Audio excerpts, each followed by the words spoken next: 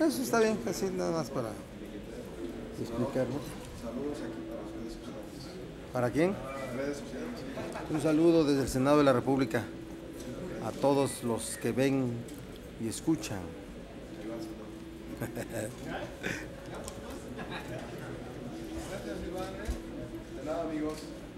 Pues empezamos, ¿ah? ¿Ya podemos empezar, Rubén? ¿Sí? Bueno, gracias por su presencia en esta conferencia de prensa que de manera regular brindamos con la cortesía de ustedes antes de cada sesión de pleno.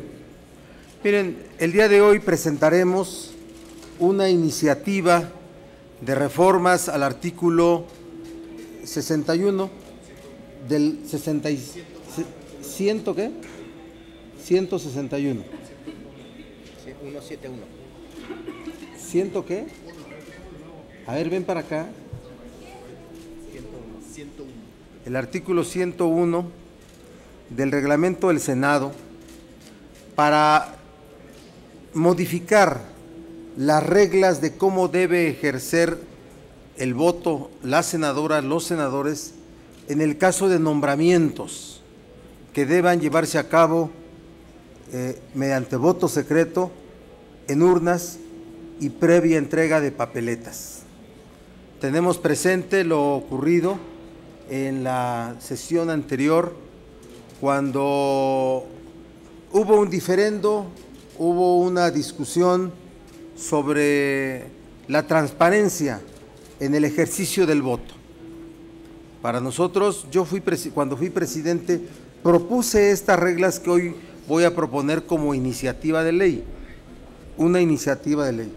¿Cuál es la propuesta? Bueno, que en toda votación de esa naturaleza se presenten frente a las y los senadores, abajo de la tribuna, una mampara para que se pueda sufragar el voto y una urna para que se deposite el mismo. Pero que las y los secretarios de la mesa directiva puedan citar a cada senadora o senador por su nombre mediante orden alfabético y se le pueda entregar cuando comparezca ante las secretarias o los secretarios, se le entregue la papeleta. En ese momento se va a la mampara para poder preservar la secrecía en el ejercicio del voto y una vez emitido el voto se deposita en la urna. Esa es la única forma. Mientras el procedimiento siga siendo aquel que inicia mediante la entrega discrecional de las boletas, o aunque las boletas vayan contenidas en un sobre con el nombre del senador, pues no va a haber control sobre cómo se ejerce y cómo se deposita el voto.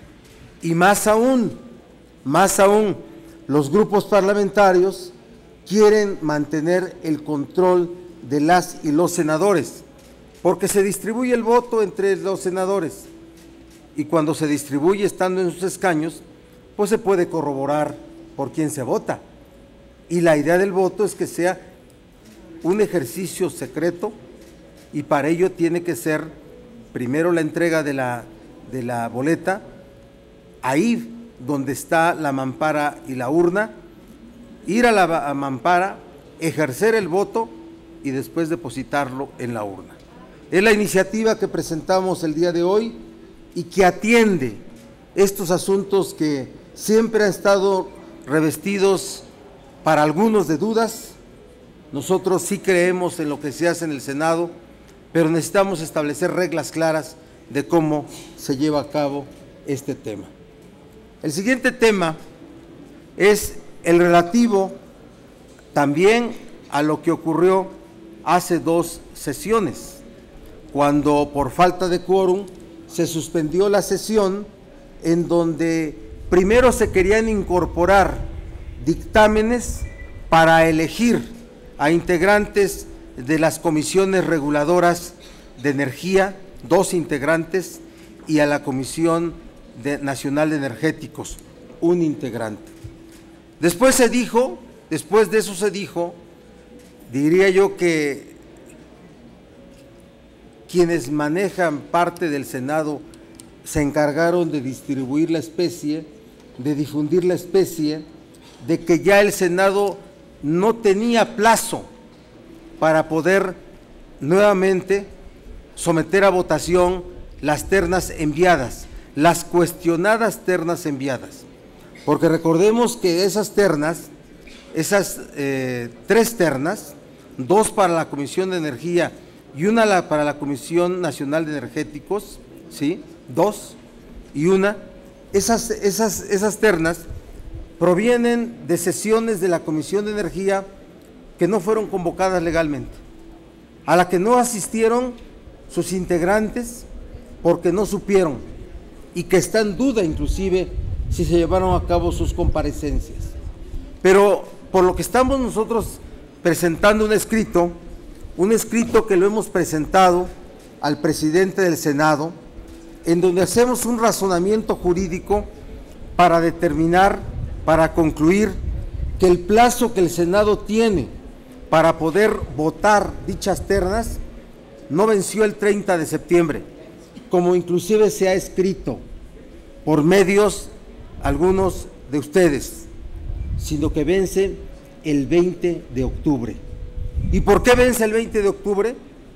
Porque cuando establece la ley de la materia, la ley que regula esta Comisión Nacional de Hidrocarburos y la Comisión de los Temas de Energía, son leyes especiales, establece que son 30 días, sin referirse a que son días naturales o días hábiles. Pero las leyes aplicables para regular el procedimiento en el Senado de la República son las propias leyes del Senado, ¿sí? Y la ley federal del procedimiento administrativo, de manera supletoria. Y cuando de la interpretación ni siquiera funcional, ni siquiera sistemática, sino gramatical de estas leyes, se establece que son días hábiles, 30 días hábiles, que iniciaron el 5 de septiembre, que fue cuando se dio cuenta a las comisiones de estas ternas enviadas por el Ejecutivo. Entonces, entre el 5 de septiembre más 30 días hábiles, eso no cuenta ni sábado ni domingo, pero tampoco cuentan los días que por los asuntos de siniestro en la Ciudad de México también el Senado no tuvo labores. En consecuencia, el Senado tiene hasta el 20 de octubre, 20 de octubre. Y aquí veo algo que puede resultar por algunos con alguna pretendida mala intención. Pretendida. ¿Cuál? Bueno, pues que el Senado no emita ningún acuerdo relativo a que los 30 días ya se vencieron y que se espere a que llegue el 20 de octubre y después lo emita, ¿verdad?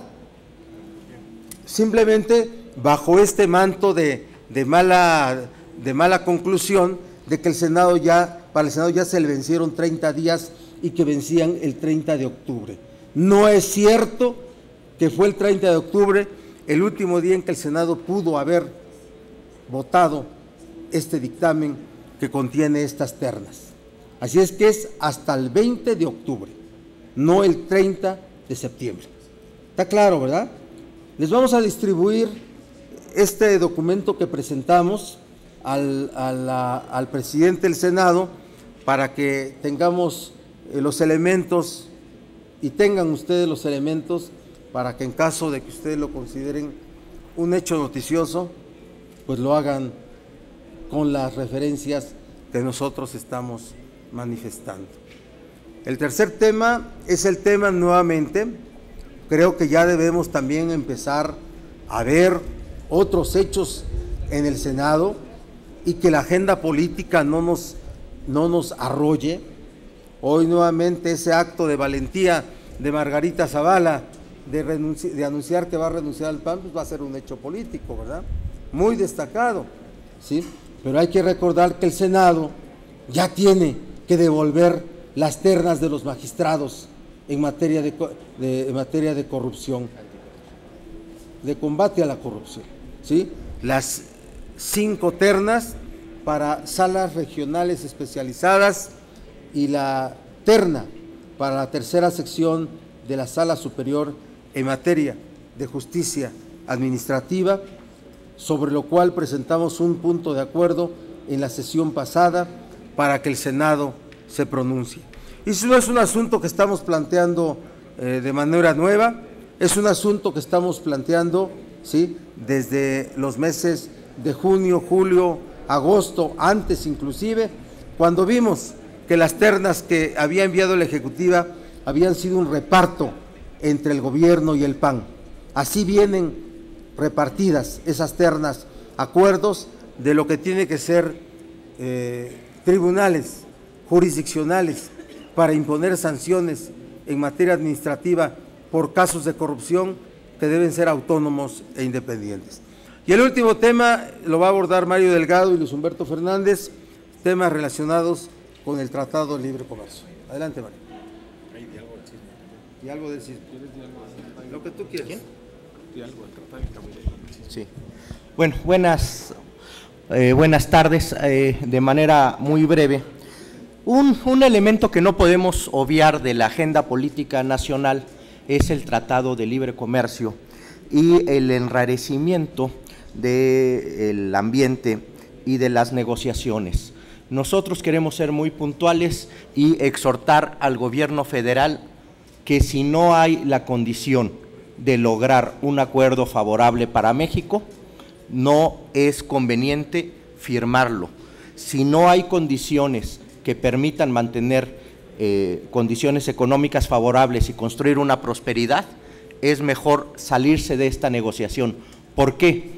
Porque amarrarnos a una negociación sobre criterios de urgencia y con alguien que no quiere lograr un acuerdo nos va a generar un daño muy grave, irreversible y de largo plazo. Entonces, es más conveniente detener la negociación si no hay estas condiciones y esperar a que se dé un momento político en Estados Unidos con alguien que quiera tener un acuerdo. No podemos estar en una posición de rodillas, de indignidad y sobre todo de perjuicio a la economía y a los productores mexicanos. Muchas gracias.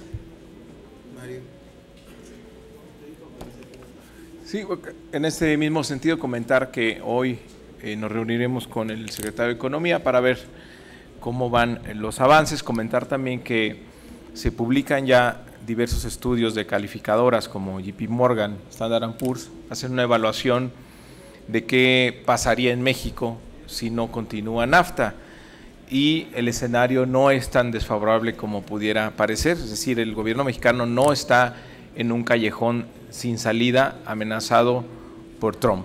Evidentemente si NAFTA no continúa habría efectos en todos los países involucrados, pero México podría salir adelante, estaríamos sujetos a reglas de nación más favorecidas dentro de la OMC y habría un efecto inmediato en el tipo de cambio que tiene muchas implicaciones para la economía mexicana, pero también estimula el sector exportador. Entonces el balance no necesariamente está negativo, no nos tiene Trump sometidos o amenazados a su capricho y esa es la posición que queremos que tenga el gobierno mexicano. Bueno, también presentamos si me permites, coordinador, un punto de acuerdo sobre el tema de sismos. Vemos muy lento al gobierno de la Ciudad de México y hay muchas acciones que se deberían ya estar instrumentando y no se hacen. Lo que hemos visto es la presentación de una plataforma para registrar donativos o un comité pues que está integrado por su gabinete, entonces como una nueva mesa bajo una nueva figura que pues es entre ellos. Entonces no vemos muy lentos al gobierno de la ciudad. Estamos planteando un punto de acuerdo con 10 acciones mínimas que deberían de hacerse para la atención inmediata en la Ciudad de México, para su reconstrucción. Primero, así como lo pedimos al gobierno federal, también el de la ciudad, austeridad. Necesitamos la cancelación de partidas como viáticos, publicidad y demás el resto del año y un presupuesto muy austero para el siguiente ejercicio fiscal, para que haya más recursos para la reconstrucción. Y sabemos que hay por lo menos 9,000 millones de pesos en el Fondo de Atención a Desastres Naturales de la ciudad.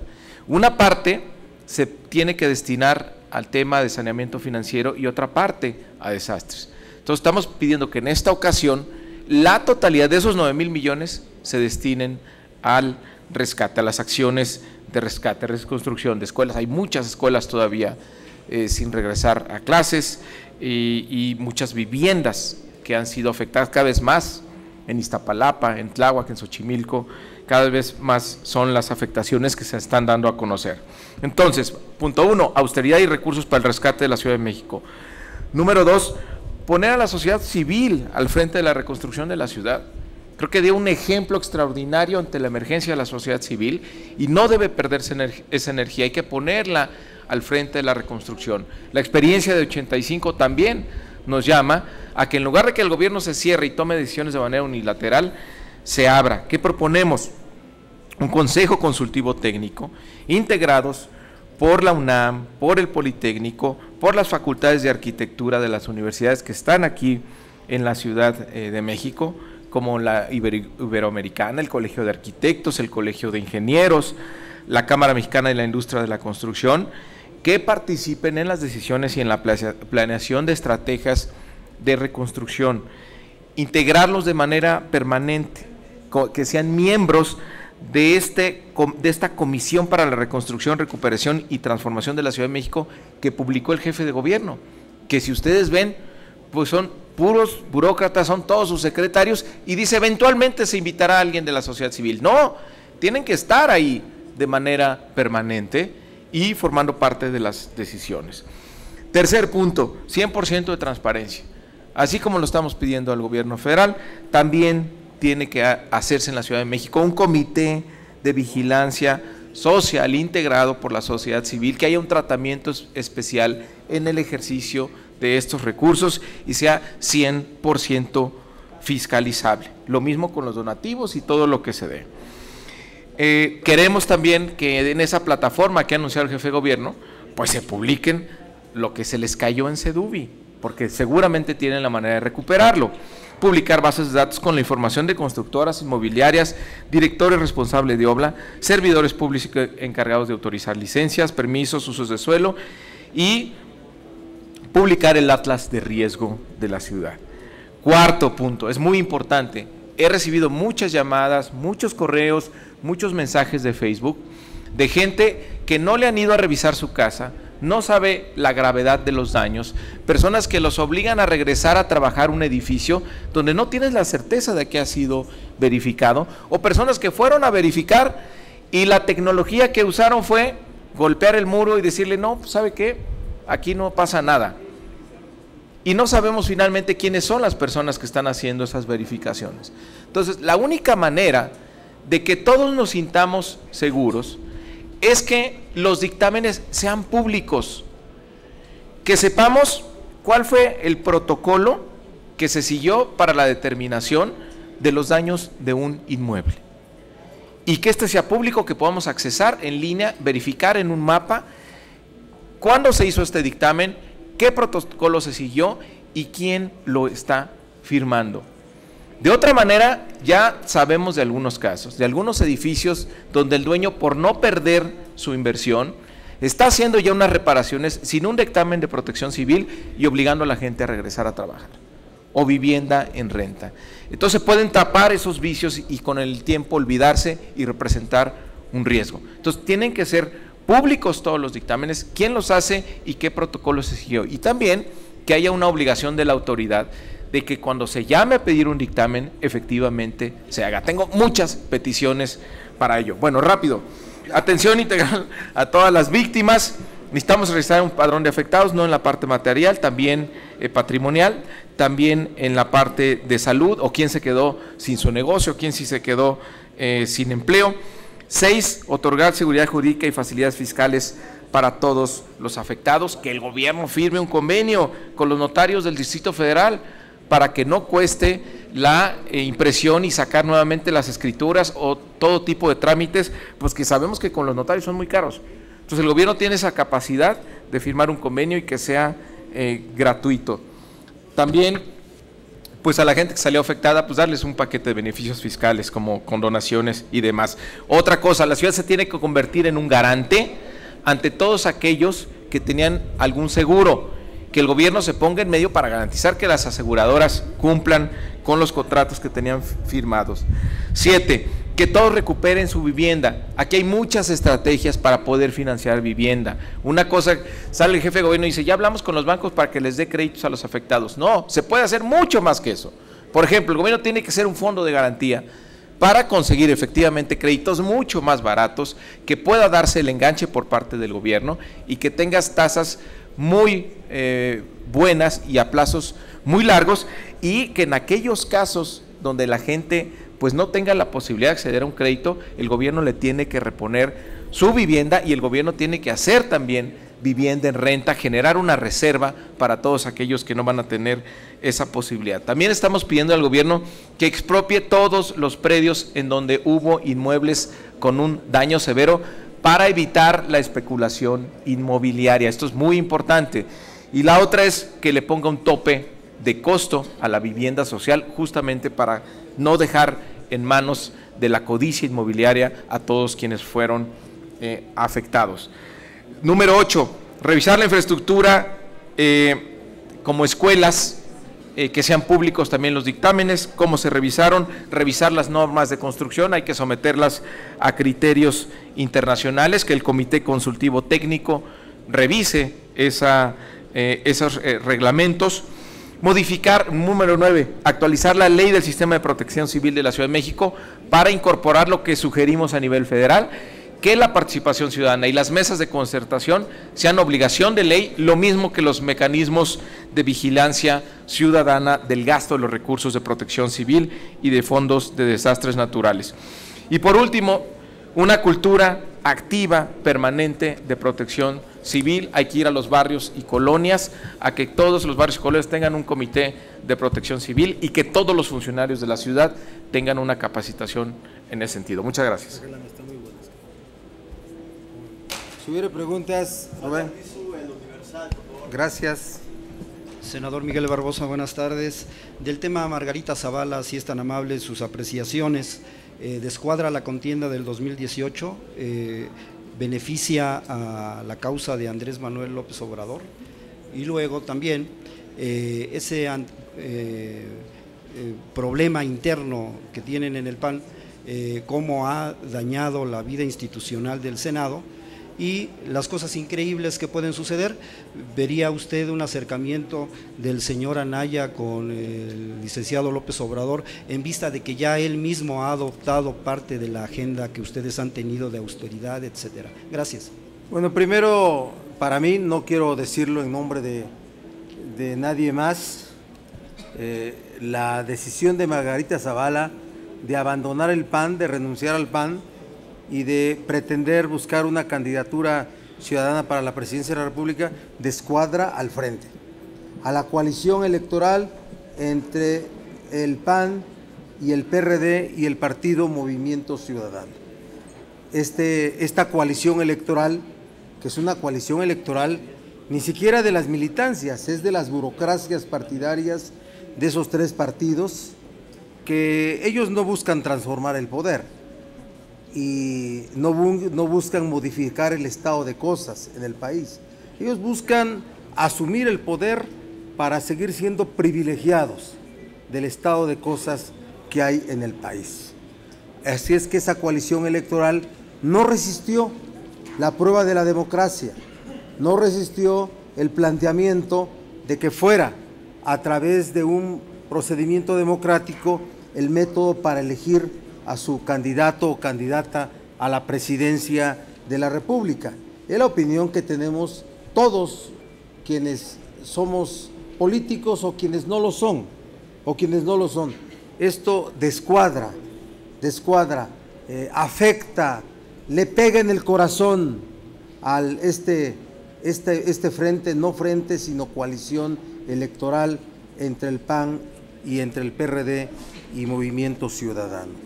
Fíjense que yo alguna vez en la oficina de Miguel Ángel Mancera, a él le dije frente a diferentes liderazgos del PRD, cuando estaba en curso la designación de Alejandra Barrales como presidenta nacional, que los hechos iban a evolucionar de tal manera que al final el proyecto no iba a ser el proyecto de Miguel Ángel Mancera, iba a ser el proyecto de Alejandra Barrales, porque una coalición PAN-PRD, como estaban enfilándolo ya todos, en ella Mancera no era candidato. Y hoy lo que estoy viendo es que todos los hechos que vimos venir se están dando. Se están dando. Cuando Silvano Aureoles, cuando Miguel Ángel Mancera hablan del procedimiento democrático para designar a un candidato, diría que están haciendo lo políticamente correcto. Pero en la realidad lo que están haciendo es estableciendo una condición que ellos saben es incumplible y de la cual los demás factores políticos van a tomarla para que este frente no se consolide. Yo advierto que este frente no se va a consolidar, que Margarita Zavala se siente y su equipo se siente con la arrogancia para poder pensar que un escenario ciudadano les puede favorecer. Es el voto conservador el que se va con Margarita Zavala, es ese voto que todavía ve que las cosas pueden funcionar desde el lado de la derecha, así es que le pega a la coalición, eventual coalición PAN-PRD-MC, que todavía la veo más con elementos de disociación. No resistió ningún planteamiento democrático, es un propósito para alcanzar el poder por parte de las burocracias políticas, está formada por ciudadanos pertenecientes a partidos, no por ciudadanos sin partido, ¿sí? Así es que vamos a ver qué pasa en lo futuro. Lo otro es, la ciudadanía va a distinguir perfectamente entre las opciones que tenga de transformación. Lo que la sociedad ya se dio cuenta es que su voto tiene que estar orientado por quien garantice la transformación del país, quien garantice un cambio verdadero. Y el único que tiene ese planteamiento es López Obrador. ¿Se imaginan? También veamos los escenarios. A Ricardo Anaya, el seguro candidato de ese posible frente de la derecha y la izquierda, o de la ya ni derecha ni de izquierda, son los ninis, no son ni de derecha ni de izquierda, ¿sí? ¿Se imaginan a Ricardo Anaya? ¿Va a transformar el país? Bueno, la propia Margarita Zavala va a transformar el país. ¿No recuerdan cómo gobernó el PAN 12 años? ¿O ya se nos olvidó? ¿O quieren que siga gobernando el PRI? ¿Y que el estado de cosas permanezca? Entonces, claro que la gente tiene una identificación. Y por último, bueno, los planteamientos que está haciendo el frente no son reales, son demagógicos, son mentira. Para ellos es alcanzar el poder. Vean las fotografías políticas. Ayer la foto de la familia, ¿no? Alejandra Barrales del brazo de los dos. Esas no son fotos políticas. Ni cuando vamos entre amiguis, vamos así, caminamos separados y con garbo y seriedad. Promiscuidad. Es promiscuidad política esa. Es la foto, así una foto que quiere conmover, es la foto de la familia.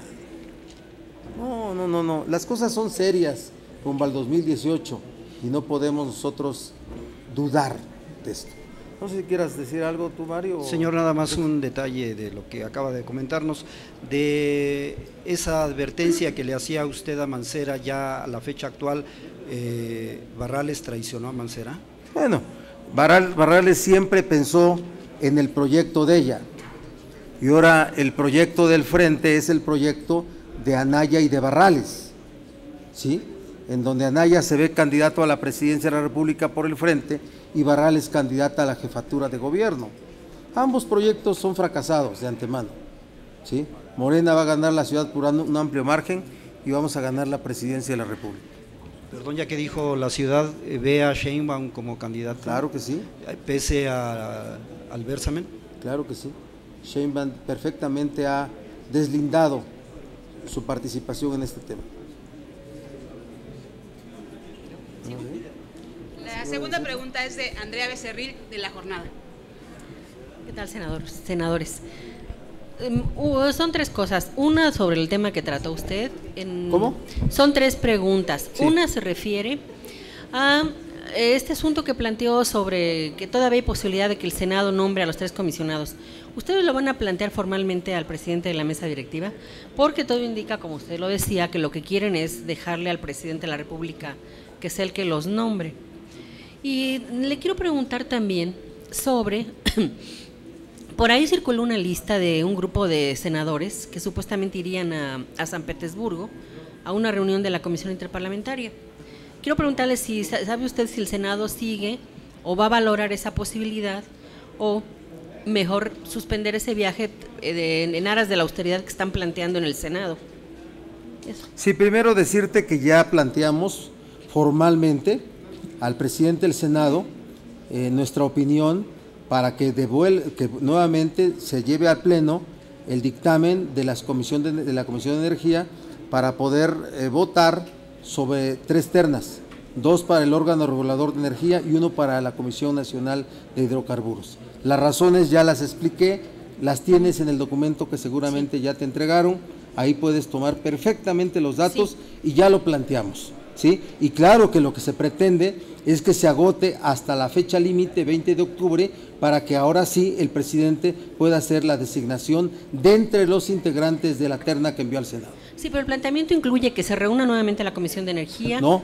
¿No? No, porque ya la comisión ya emitió su dictamen de idoneidad, irregular o no, ya emitió ese dictamen, porque acuérdate que el señalamiento es que es una sesión de la Comisión de Energía que no existió, ¿sí? Que fueron tomadas firmas nada más. Dudamos, inclusive se duda de que hayan llevado a cabo las comparecencias, porque en el caso de los consejeros independientes de Pemex y CFE no se requiere la comparecencia, pero en el caso de estos comisionados sí se requiere. Entonces lo que estamos pensando es que quieren en el silencio, en el Senado, dejar que llegue el 20 de octubre para que entonces sí no haya resuelto nada el Senado y el presidente de la República nombre de entre los integrantes de la terna.